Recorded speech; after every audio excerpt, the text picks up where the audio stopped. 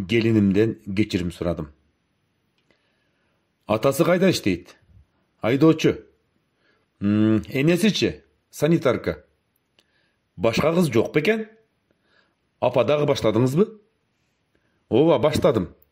Атаңдын қандай қызматта отырарын білесің. Ел қараған бетімізді жер қаратқаны турасың бы? Уыл болбай сені. Тұр чағыры. Апа, мен барыбір Назгүлгө үйленем. Ей бала, тоқта. Бекзат дейін. Уылым ақыры Назгүлгө үйленді. Қызды алып кетелі деп айлана бардық. Гепеде үй екен.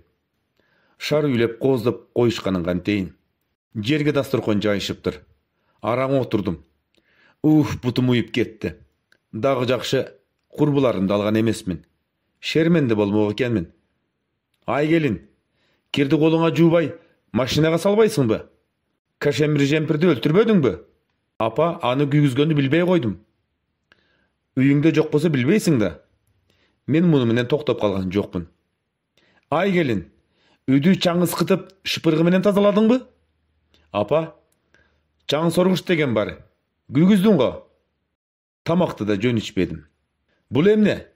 Беш бармақ? Мен балық қуыры деп едім біле. Мұны кім жейді? Bir de жолу қаяш айтқан жоқ. Көзі жашылданып баштағанда бұрылып басып кетчімін. Білішімче баламада еш нәрсе дечімес. Бирок арықтап чүнчіп баратты. Апа, мен бөлінем. Емне дейді? Назгүлді ечеле қаул албай қойдыңыз. Ал бат-бат ооручу болды. Мен аны алып жатқанда атасына жақшы қарайым деп сөз бергем. Сөзіме тұрушым керек. Тигінің бөлінөлі деді бе? Назгүл сен жөнінде бір де жаман сөз айтқан емес. Уылым ошентип бөлініп кетті. Үйіне қанша рет шақырды. Барған жоқмын. Өзі 4 балам бар. Қызымды тұрмышқа ұзатқам. 2 ұлым да үйленген. Бары өзінше тұрышат. Бекзат ең кичүүсү болчу. Алына кетті. Bir күні жолдошум экөөбүз коноктон келе жатып, жол кырсыгына учурадык. Оор абалда бейтапканага түштүк. Жолдошум комада. Менин 2 бутум сыныптыр.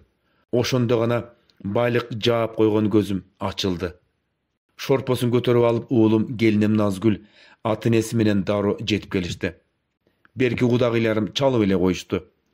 Улуу балдарым келгени менен келиндерим жок.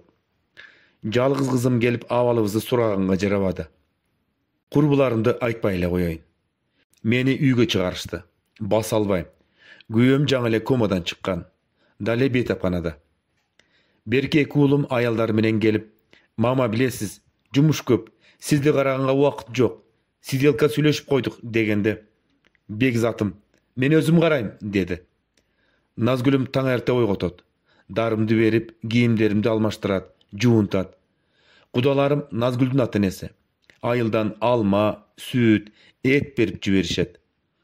Чалып биздин үйгө эс алып кетиңиз, абасы таза деп улам-улам чакырышат. Күйөөмдү үйгө чыгарышты. Бутум кыймылдай баштады. Келиним жетелеп, ары бери бастырат. Кечинде чогуу отуруп тамактанабыз. Көрсө, байлык жөнөкөй адамдык мамиленин жанында эч нерсеге татыбай калат экен. Менин көзүм эми ачылды. Мен өз жазамды алдым. Карапайым жупуну кийинген адамдарды теңиме алчу эмесмин. Бирок өз туугандарымдан таппаган жылуулукту ошолордон таптым. Апа, жүрүңүз. Чай даяр болуп калды. Атам азыр түшөм дейт. Келиңиз, мага жөлөнүп алыңыз. Бекзат келдиби? Ооба, колун жууп жатат. Назгүл? О, апа, мени кечирип койчу.